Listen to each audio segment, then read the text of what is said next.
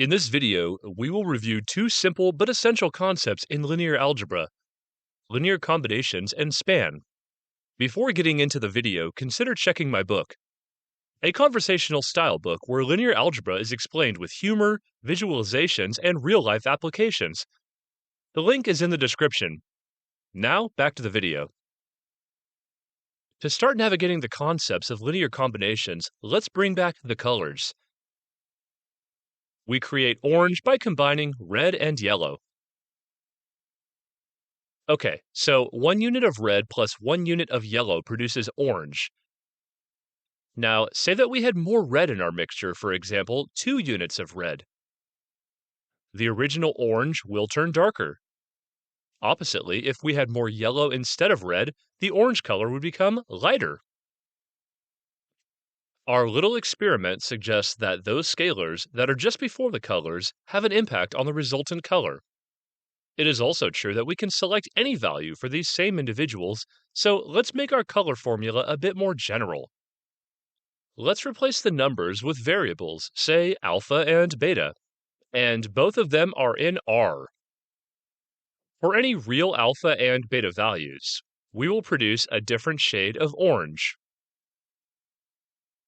If we replace the colors with vectors, the result will be similar, but instead of a new color, we will have another vector. For example, consider two arbitrary vectors as well as two arbitrary scalars, such as the ones displayed. Performing these calculations will result in another vector. More generically, we can define a vector z as the weighted sum of two other vectors. With this, we defined a linear combination. In linear algebra, a linear combination can be defined as a mathematical operation that involves multiplying each vector by a scalar coefficient and then summing the results. You can have as many vectors and as many scalars as you wish, and the vectors can have any dimension, provided that all of them are of the same one. I want to return to the color formula and defer your attention to the alpha and beta variables.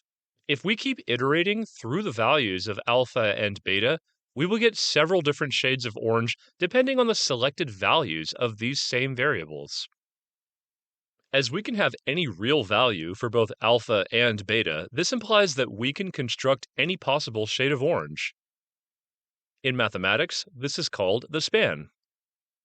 The span is the set with all possibilities from linear combination. If you consider the formula with colors, it will be every possible shade of orange. Moving from colors to vectors, the span will be all the possibilities of vectors that we can obtain via a linear combination. It is represented by the following notation. Let's follow the Greek letters with an example. Say that we define the vector v with coordinates 1, 1. We can experiment with some linear combinations and see what happens graphically. After all, linear algebra has a tremendous visual interpretation, so let's explore it. For example, let's plot 2 times the vector v. Now let's add v to minus 2 times v. One more? Sure, it is free. Say negative 1 times v plus 3 times v.